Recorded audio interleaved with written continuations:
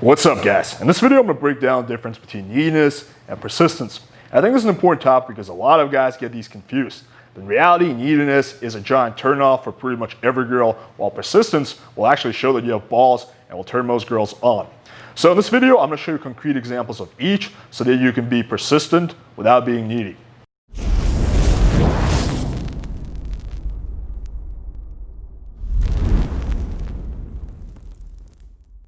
So I'm going to start off by showing you guys a concrete example of what neediness looks like. This is kind of an extreme example, but I think it will really drive the point home. So this is after they moved to text, and so he says, "Hi, it's pa from Tinder." She says, "Hey, what you up to this evening?" So far, everything is fine. Now let's see how neediness completely fucks this whole thing over. He says, "Right now, I just got home and currently eating and pretty open to plans. How about you?" So that right there is a bad text. He's just saying, "Oh, I got nothing going on in my life. Like, I got nothing." Like, he's just basically hoping that she'll ask him out. That's not, no girl wants the guy that's super available. She wants the guy that's hard to get. It's kind of like when you go to a restaurant and you see no one eating there. Even if the food is really good, you're gonna be suspicious. Like, what's up here? So she says, "Nice, that sounds so relaxing. I'm chilling with a friend, binging Modern Family. Ever seen it?" So he says, "Nope, I never seen it. I watch too many TV shows though. What's your favorite food?" Again, horrible fucking combinations. I watch too many TV shows. Again, shows that you have no life. What's your favorite food? Complete change of topic. Like, "Oh, tell me anything about you. I'm so lonely. Just tell me this or that." So how would I have followed up with that? I would have said, "Nope, comma, maybe we can watch it on our date." Or like, "Nope, comma, maybe you can tell me about it." Like, again, keep things simple, keep things concrete, be succinct, don't be overly wordy. Just comes off, really low value. So she's giving him a lot of chances. She says, "Wow, gotta show you sometime if you're into comedy. Really, what are you into now? Lately, spicy Thai noodles. Love the long ones. LMAO. How about you?" So here was a perfect setup for, a dick joke. Like, I would have said just literally, "That's what she said," right? Bam, would have been perfect. Instead, he says, "I love comedy shows like, have you ever seen Big Move? It's on Netflix. And Asian is my favorite food. So where in Atlanta do you live? And when are you usually free?" So if you notice, like, literally in every single one of these texts, he's just being needy. He's like suggesting, like, "Oh, I got nothing going on. Can we hang out? Can we hang out? Can we hang out?" It's like, this is the equivalent of like when a girl's out and then she's on a date and the guy's like, "Hey, so do you want to fuck? Do you want to fuck? Can we have sex now? Can we have sex now? I really want to have sex. Please, sex, sex, yes, yes, yes, yes." It just comes off super cringe to the girls. So she says, "Oh, I actually like that you're into comedy." Actually, no, I've never heard it. Maybe you can show me sometime. So she's giving him a lot of fucking chances. That's why I want to use this as an example. She says, "I feel you. Asian food is pretty good. I'm in pa, and I'm usually free on weekdays after 3:30, almost weekends, just not this weekend. How about you? Where do you live and when are you free?" Okay. So you don't have to be really fucking needy to fuck it up from here. He says, his thing, "You aren't too far from me and I have my own place." Again, she didn't ask you if you have your own place. Like, he's just like, "Oh, did I mention I have a lot of money?" And then, unless you're magically free up today, haha, maybe we can plan for something next week. Like, "I got nothing going on today. Like, please, soon, I need you." Right? So how would I have answered this? She says, "How about you?" Where I'm like, "Good." I would have said, so I would have responded on things she says earlier. "Sure, comma." And then I would have said, "Generally, evenings work best for me. Say, blah, blah, blah, or blah, blah, blah, night, question mark." Really, like, you don't have to like, "Oh, magically you're free tonight." If you're really pushing for that same day lay, you can say, "Unless you're feeling spontaneous tonight," right? Says, "LMAO, I wish, but today's packed. Yeah, you're pretty close. I'll take you up on that. Next week sounds perfect. Want to do a weekday or weekend?" He says, "Weekday." She says, "Cool, Monday." And he says, "After 5, yeah." She says, "Okay, 5:30, 6, sounds good address." He gives her address. "Cool, I'll see you at 6 p.m. on Monday." First of all, in my opinion, it's like too early for a date. I usually don't do dates until 8 o'clock. That's kind of my personal preference. So now let's look at the timestamps on this. So this was Thursday, this is going on. So he texts her on Sunday, right? So he lets a few days go by, which is fine. But his first text is a confirmation text. "Hey, are we still on for tomorrow?" Right? He doesn't say, "Hey." He doesn't say, "How's it going?" He doesn't send her a funny meme. He doesn't just say anything. He's literally, the first thing he's doing is confirming, right? So it's kind of like when your booty call comes in and you're like, "Let's fuck now." Like, she's like, "Okay, can I put my back down?" Like, you can't fucking help yourself. Says, "Hi," his name, "Unfortunately, I'm not feeling too well. This weekend got the better of me. Maybe some other time," right? So she's rescheduling. He says, "Understood. Thanks for letting me know." Like, understood. Like, I'm down for some other time. When is your next free day? Again, this is way too like needy. Like, he's just like way too available for this girl. When she says maybe some other time, I would have said, breaking my heart, like her name. And then she would have said, haha, I'm sorry. And been like, okay, let's do pa night, right? So I wouldn't be like asking her when her next free day is. He already knows her schedule. So then he lets like 12 hours go by, and then he triple texts her, right? If she said she's feeling sick, you don't want to give it 12 hours. This is not time sensitive. You should have given her 2 or 3 days before triple texting. But he triple texts her at 9 p.m. Hey, happy Monday. How's your day going? And have you any exciting plans for this week? She literally told you that like 12 hours ago that she's feeling sick. Like, why would you be asking her 12 hours later how she's feeling? That just makes no sense. So this is another big sign of neediness, impatience. Like persistence, you're gonna wait. You're gonna give it 2 or 3 days before re-engaging. Neediness, like you just can't help yourself. You're gonna hit her up that night, triple text, quadruple text. Says hi, her name. It's been one of those days, not bad, just crazy. Mondays, am I right? Not sure when I'm free next. Work has been hectic, but I can text you a day or two before if that works. How's your day? Take any cool pics.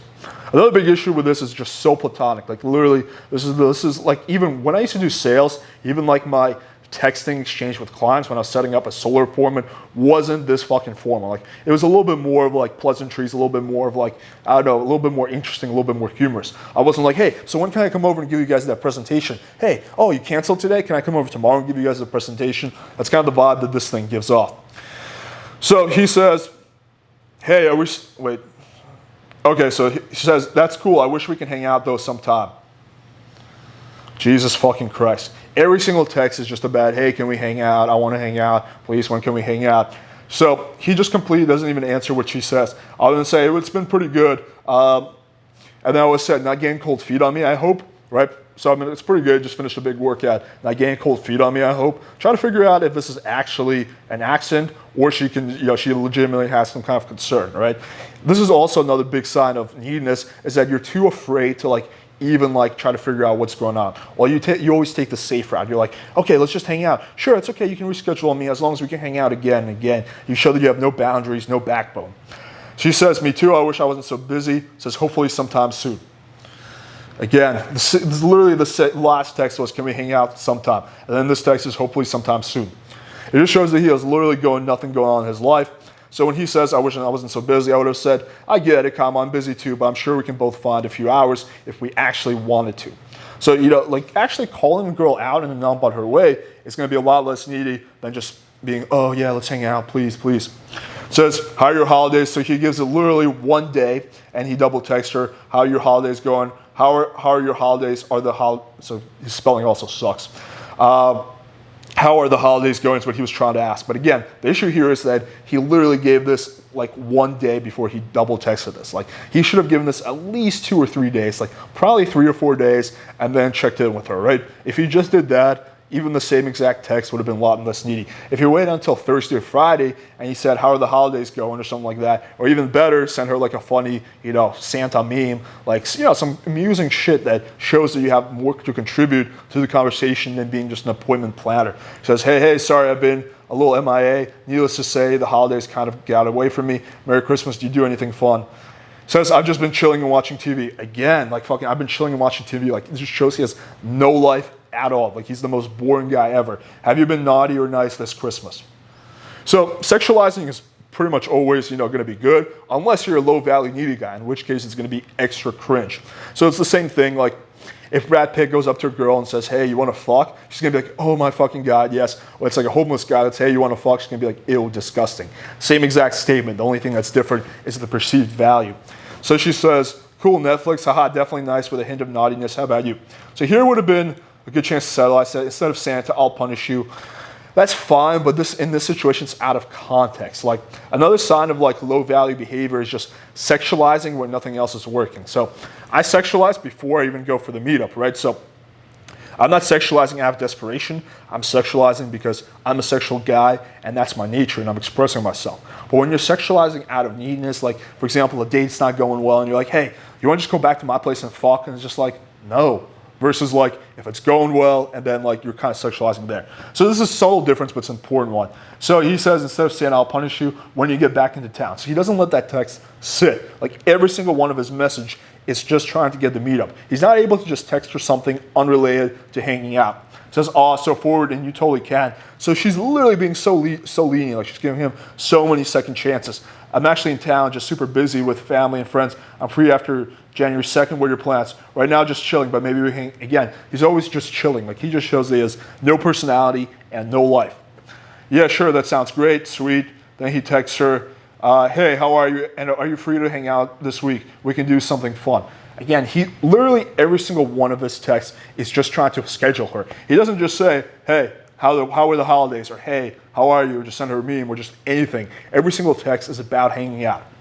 She says, hey, I'm phenomenal. How about you? Sure, we can hang out Sunday evening. Okay. He has a date scheduled. He says, I'm down for Sunday. Says, cool. Then literally the same exact confirmation text the day before. Are we still on for Sunday? Right? She says, sorry, man, but I'm actually not feeling it. But it was nice talking to you, and I wish you the best. He says, oh, is it something I said? No, it's nothing that he particularly said. It was just that he got super needy, and then she revalidated this whole conversation. And she's like, hey, when I met this guy and I saw his pictures, I was actually very interested. But he's been behaving in such a needy, low-value way that this is probably like, I'm probably dating below my means. Even if this guy is super attractive, because he's so needy, that substantially lowers down his value. All right, now let's take a look at an example of persistence. So both of these start off pretty much in the same place. You know, we had just moved off the dating app and we're just getting into texting the girl. And both of us are going to get rescheduled on quite a few times. The big difference is going to be how I handle those, reschedules and everything else I say in between. So the opener is, hey, it's Alex from The Thing. She says, hey there, how's your Sunday fun day going? Oh, it's rather quiet evening. Enjoying some Netflix before bed. Yourself? I say some solo Netflix and chill can be fun. I was finishing up a video for work. So when she asks me what I'm doing, I'm not gonna say I'm watching TV, I'm jerking around or whatever. Like, even if I'm not doing anything valuable, I'm gonna, put on the persona that I actually have shit going on in my life. She says, what kind of video? I say, well, the title is How to Have a Threesome. She says, that's interesting. You give these videos to clients? Just my grandma, she's a perv. So here I'm sexualizing a little bit with some humor, and this shows that, I can joke around, I can flirt, and, I'm not needy, I just have a good sense of humor, which is a high value trait. She says, what the fuck, LOL? Hey, grandma's got needs. I say, she's a wild one. My turn to ask a question. So what I'm doing here is that, best way to explain it is that text game is a little bit of like a tango. It shouldn't be just the girl asking questions the whole time, but it shouldn't be just you asking questions the whole time either. The right mix is somewhere in between, where it's like a little bit of like a dance. She asks a question, you ask a question. So what I'm doing here is I'm gonna be the one that starts qualifying her now. So I said, do you have a Midwestern accent? Because she told me in her profile that that she's from somewhere in the Midwest. She says, I guess, LOL. I've never been asked that before.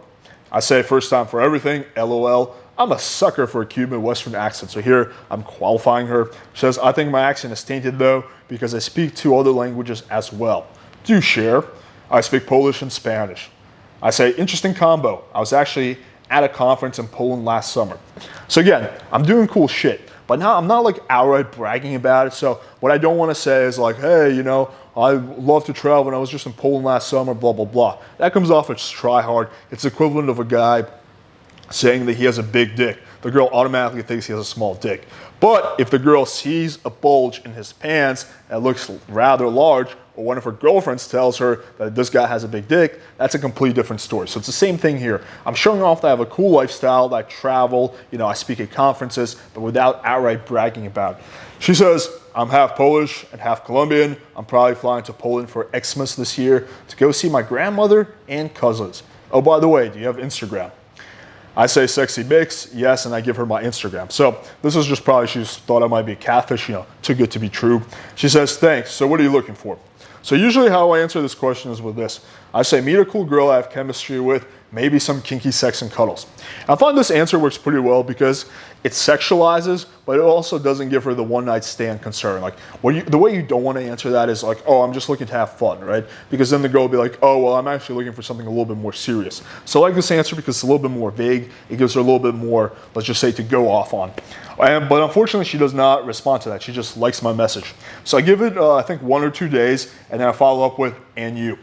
She says nothing in particular, friendship, and if something more happens, it happens. So here I could have gone 2 different directions. I could have tried to kind of get her on board with a more sexual frame over text, but I figured that probably it's better, especially with this chick, just the vibe I was getting, to just kind of do it in person. So I sent her one of these. So the reason this is good is because it's not like, I'm not saying, oh yeah, totally, me too. I'm not trying to like fucking be a pushover and just go and, biting for whatever she says. I'm saying, hey, I heard you. I may not like it, but okay, I understand. And then I just leave it at that. Next day, she opens me and she says, hey, how's it going? I said, good, just finished up a big workout. Again, every time she asks me, I'm doing something that's valuable. She says, waiting for IT to fix my computer.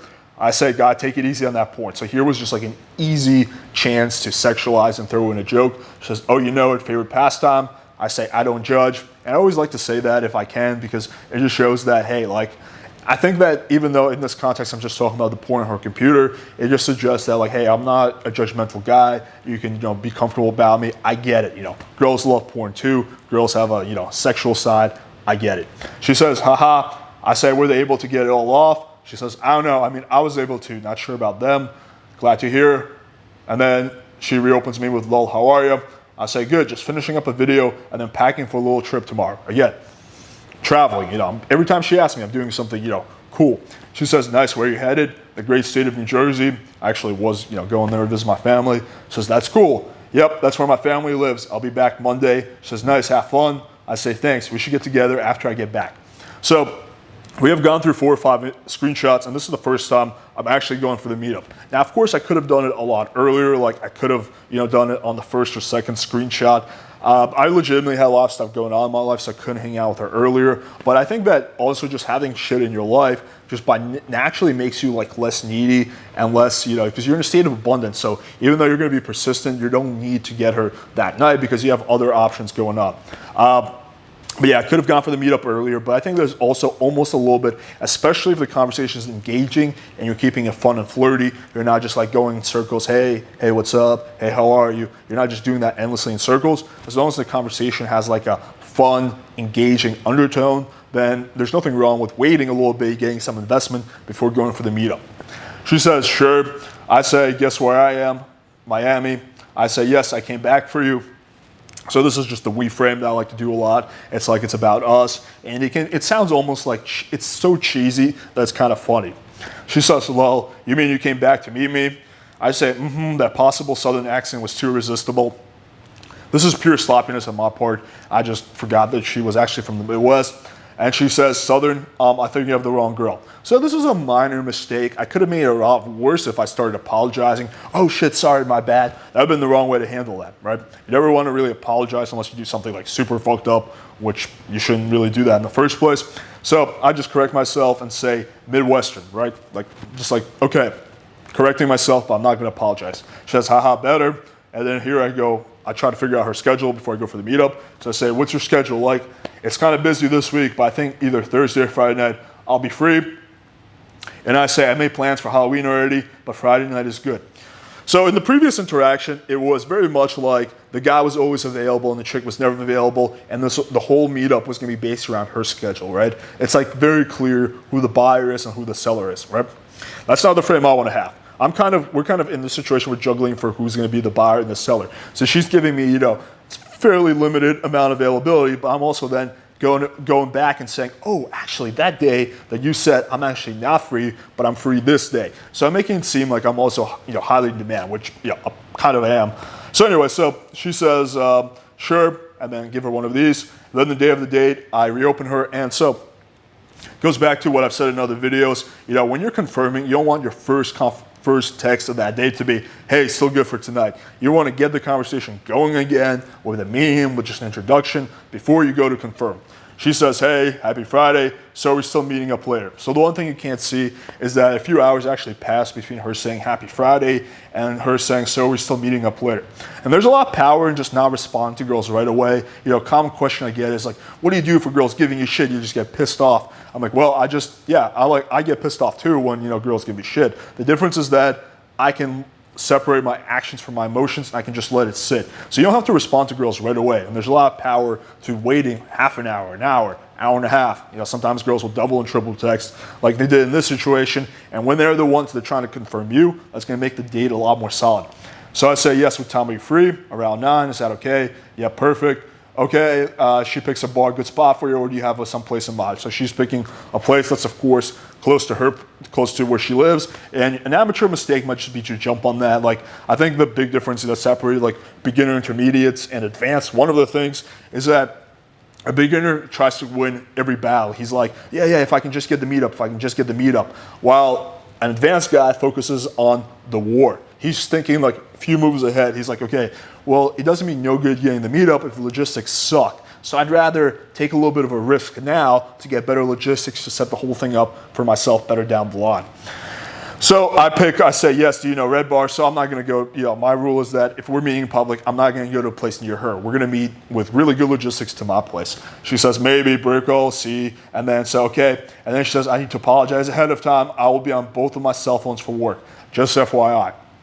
So, two ways to respond here. First off is to be like super duper, understanding, oh yeah, sure, no problem. Other ways to be like, fuck you, like, you better pay attention to me, right? Two extremes. The right course of action is somewhere in the middle. It's to not be, you don't need to be like super duper, like understanding. You don't need to be like super, whatever, like, be like, oh sure, no problem. But you also don't want to be like super aggressive about it either. So I say, damn girl, they work you hard.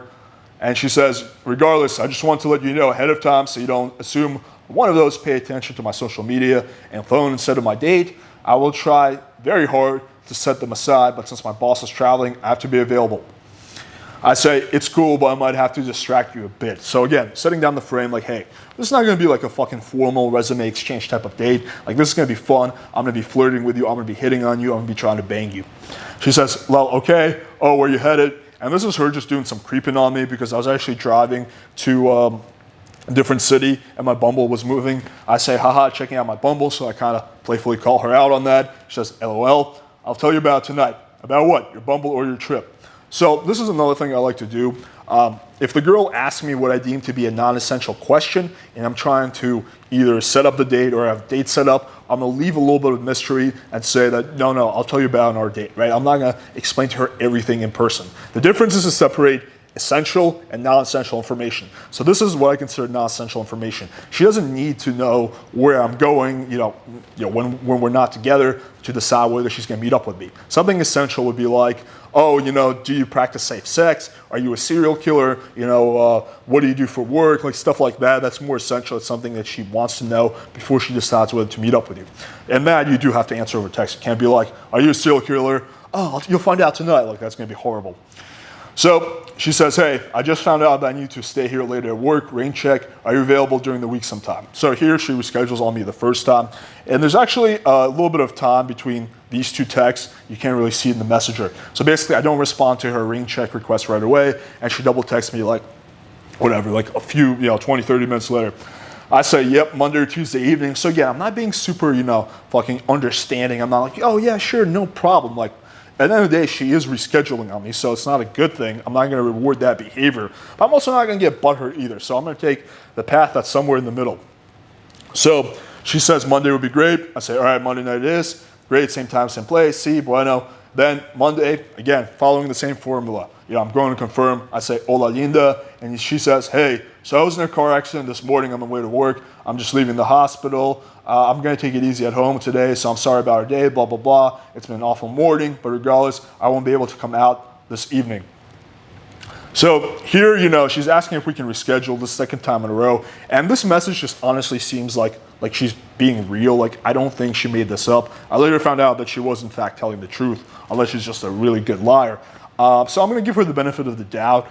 It doesn't, even if she did make this up, it doesn't really benefit me in any way to try her, call her out on it.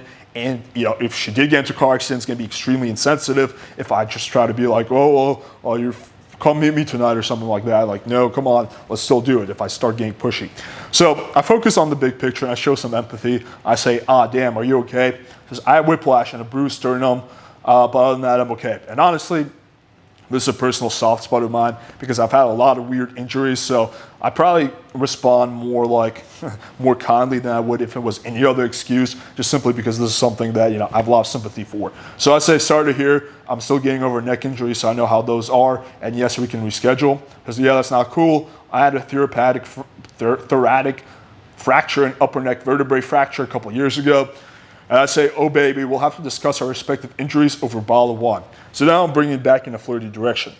So I think another mistake guys commonly make is that, completely unrelated to neediness, is that they will have their whole interactions be just like super logical or super like sarcastic and joking, right? But the right mix is somewhere in between. If you're super logical, she thinks you're boring. If you're super sarcastic all the time, then she doesn't take you seriously and thinks that you might be weird, right? So you want to kind of alternate between the two. That's kind of the right approach, and that's what I'm doing throughout this interaction. She says, we'll discuss a lot over many bottles. Just need to start with the first one.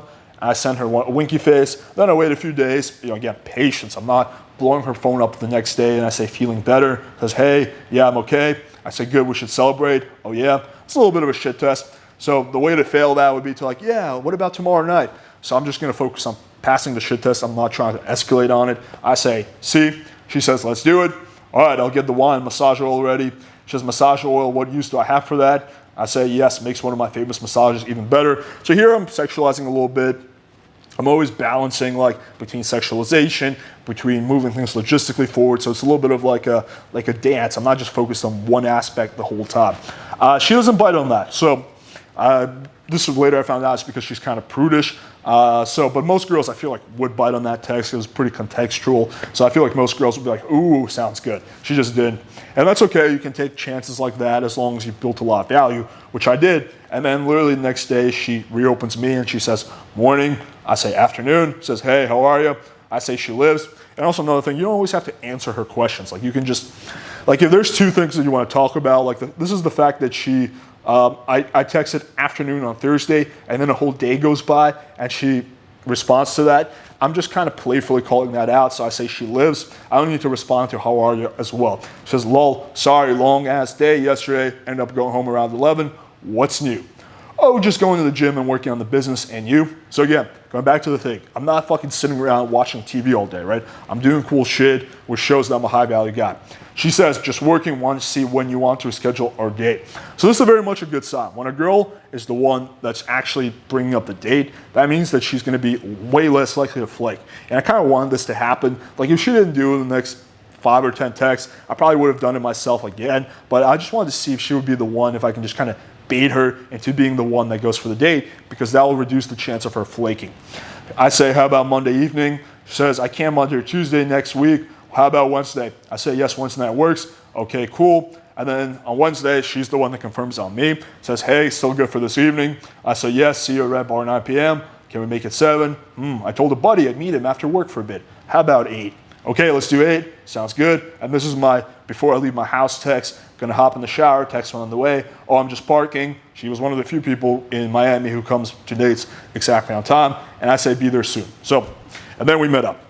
All right, so let's take a look at the difference between the first and the second interaction, between neediness and persistence.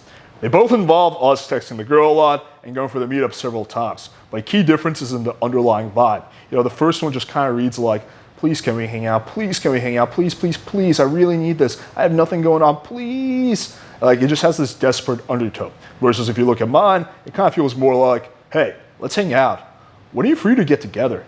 If you don't want to hang out, that's fine. I don't really care, but I think it would be cool to hang out. Listen, girl, don't be silly. Let's just fucking hang out. It's going to be awesome. It just has a lot more of a cool, I don't need this, but I want this kind of undertone. Another huge factor is in the timing. This cannot be overstated. So with the first interaction, the guy's often double and triple texting her that same night. He's just not letting the text sit. And literally, just by, even if you're saying the same exact text, just by waiting more, waiting a day, waiting 2 days, you're gonna come off significantly less needy. So when you double text a girl a few hours later, it just comes off as like you just got nothing going on, you need her. Versus if you double text her 3 or 4 days from now, it kind of comes off as, hey, you're actually thinking of her, you have shit going on in your life, but you just remembered her and you want to give another shot. So that same exact message can have a totally different feel to it if you just wait. A big rule we have in the mastermind is before you can ask for feedback on how to re-engage a conversation, you have to give it at least 48 hours. And more oftentimes than not, the girl will actually, text you back, so you don't even need to, message her again in the first place. Another huge difference is in the perceived value. So just by reading the text, remember, the girl doesn't know who you are, even if you're the coolest guy ever, all she has to go off are your pictures and your texts. And believe me, a girl's gonna infer a lot about you just solely based on the way you text her. So if you're reading the first one, it just feels like this guy has nothing going on in his life. All he does is watch TV all day and desperately try to get girls who he doesn't know in real life to just hang out with him. Versus if you read mine, comes off as like, I'm always doing cool shit. I'm always on the go. I'm traveling. I'm making videos. I'm teaching guys how to get laid. I'm playing with fire. I'm fucking working out. I'm just doing cool shit with my life. Like, I have a lot going on. It also shows that I have a personality, I have a sense of humor, and I can carry a conversation. I don't directly say that, but I show that with my actions. Versus in the first one, it shows really a complete lack of personality, and like all he can do is just schedule appointments, which is also a low value trait. So even like for the girl, it's like, hey, if I hang out with this guy, how do I know he's not going to be extremely weird and boring in real life the way he's been over text? And I would say another big key difference, the final one, is this willingness to walk away. This willingness to just kind of put the ball in her court. So a common misconception is that, you have to always be the one that's moving things forward. You have to be the one constantly leading. And you should be leading, but it shouldn't be just a constant push. Instead, you should just be nudging things forward. Sometimes you do need to push a little bit, but there also should be some pull to your text game. It shouldn't just be push, push, push, push. You have to be able to take a step back and just put the ball in her court a little bit. That's how good dates go. You shouldn't, on the date, it shouldn't just be you like fucking on her, like constantly trying to get her to make out with you. That's a pretty bad game. In reality, you should be moving things forward, but also pulling back, being chill, being relaxed, letting her move in forward a little bit. So if you fucking move all the way in, she has no room to move in herself. You want to move in, move out, move in, move out. And that's kind of what I'm doing throughout the interaction. I'm not just constantly pushing for the meetup. While I do push for the meetup, and I have much more extreme examples in this, I also balance it out with humor, with sarcasm, with talking about other shit, with a willingness to walk away. I'm not always desperate, like when she asks to reschedule, I'm not jumping on that right away. I'm actually okay letting it sit for a day or two, making her chase a little bit, and that really is what's going to separate neediness from persistence. All right, hopefully you guys found this video valuable. I'm gonna post some links in the description below of other love reports where I had to be really persistent to get the meetup. I'm gonna post some even more extreme examples. Also, if you aren't already, make sure you're following us on Instagram at Real Playing Fire. We're always posting our best text game. We call it text game of the day, our best memes, and a lot of value there that you guys, can definitely benefit from. Show us some love by smashing the like button, hitting the subscribe button, clicking the bell for notifications. Thank you guys for watching. Let me know if you have any questions in the comments below. And until next time.